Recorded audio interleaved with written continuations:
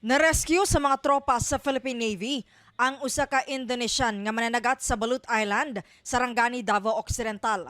Sa interview sa Aramen Davao kang Lieutenant Nachiro Brian Claudio, Public Information Officer sa Naval Forces Eastern Mindanao kon ANFEM, samtang nagpahigayon ng LD-601 og gunnery exercise sa nasangpit nga area, nasiplatan ang maong mananagat sakay sa nadaot nga bangka.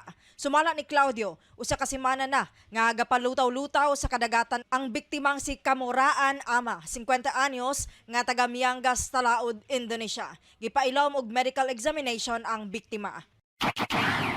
During the initial assessment ng medical personnel ng LD-601, na report na mayroon siyang naramdamang back pain, saka stomach ache at pagtaas ng dugo. Kaya binigyan agad siya ng pangunang lunas.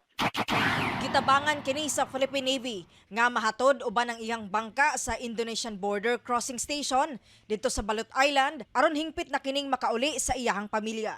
Kasama mo sa balita ug serbisyo publiko, Radyo Man Aimee Genita, Tatak RMN.